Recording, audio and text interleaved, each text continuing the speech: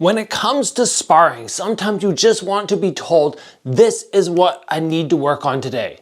So for your next sparring session, or all the ones for the next couple weeks, I want you to focus on these 5 things because they're gonna help your skill level improve so dramatically.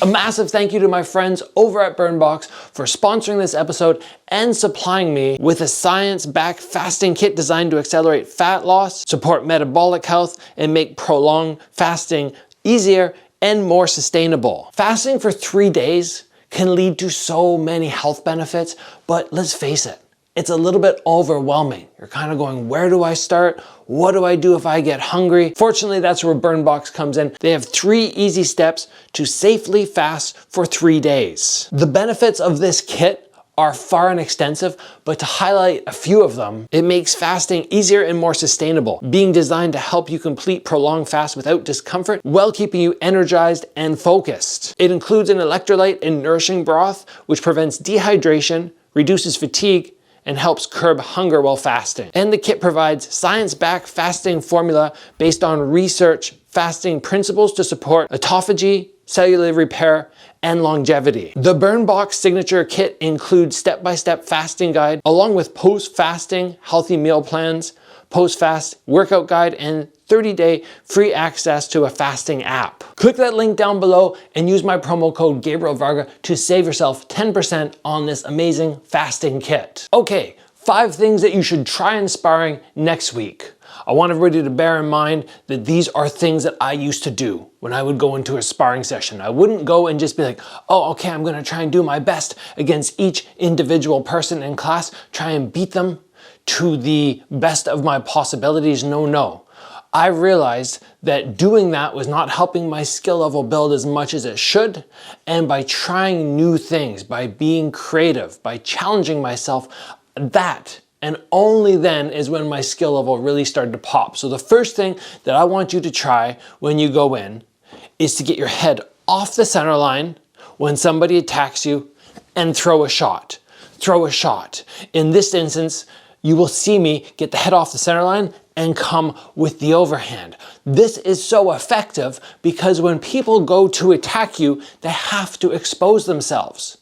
If you're always waiting to go on the attack when somebody's shelled up, you're gonna feel like, oh, I just never land anything. So sometimes you just settle in, you wait for them, as soon as they go to throw, you just move your head. As long as you keep the other hand high, you're gonna be safe on that side, and then it's just a matter of doing something. As you get better and better at this, you will be able to make adjustments in that moment to decide, is the straight punch ideal or is an overhand ideal? Is a body shot ideal? But for the moment, all you need to do is stand in front of your opponent and go, oh, they're attacking, head off the center line, and throw something with the opposite arm from the one that's locked to your head. You do that and you will start developing so much confidence in shutting people down before they get going on that big long combination. The next thing which I want you to try and do is utilize the front kick, but not in the way that you think. You're probably gonna say, oh, he wants me to throw the front kick more. No. I want you to use it as a fake. Because once people start going, oh, he's front kicking, and they start reacting, whether it's to scoop or to catch, they expose themselves in so many ways. So simply lifting a leg up and then following with some technique, faking off the leg, coming with the leg, faking with the leg, coming to the hand. This one is beautiful. And because the distance is so long, when you're throwing that front kick fake, you're starting from way out of range, it's very easy, if they don't do what you want, to just bail on the whole thing. You could go, nope. But next time you see it works, yep. Next time, nope. Yep. You can pick and choose when this is gonna work for you. All you need to do for a good front kick fake is pump your knee up really high and show them the bottom of your foot. If you just do this, you don't get that reaction. But when you start lifting high and they see the bottom of the foot, then all of a sudden there's that startled element which comes out and plays perfectly into your next move. The third thing that I want you to try, and bear in mind, you don't need to go into a sparring session and be like, oh, Gabriel said to do this and this and this and this and this. That's too much for one sparring session. Pick one or two of the things that I mentioned today, and then next time, try a couple of the others. Number 3, I want you to try and be more creative. If you are finding that you are not landing as much as you want, it could be because you're so predictable. So you see me throw spinning back fists and all sorts of other techniques in my fights, which makes the opponent not know what's coming.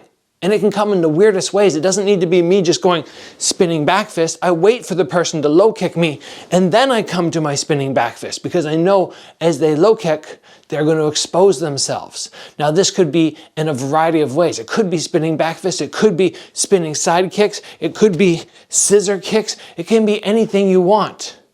But you're just keeping everything very diversified and not sticking to just the same thing over and over and over, where the person starts catching it every time because they're like, yeah, I know exactly what you're going to do. Go into a session and be like, I'm not going to throw the same thing more than 2 times in a row. And then I'm going to go to something new, and then something else, and then something else. Then I'll come back to that thing that I did 20 seconds ago. Diversify. Next up, I want you to try and use the left round kick with no skip as a defensive technique. So you're waiting for somebody to go on the attack, and you just slam in the left round kick.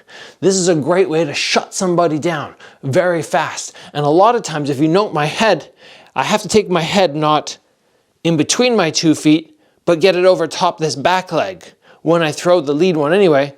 So look what I did there. I shifted backwards, which puts me into the safe zone, right? If they can hit me here to the head, they're not hitting me here to the head. So you just push backwards and fire in that left round kick, and you can start really jamming people up, especially if you don't throw straight leg at the end, you come with a bent leg. So now the shin blasts in to their rib cage as opposed to coming over to the side.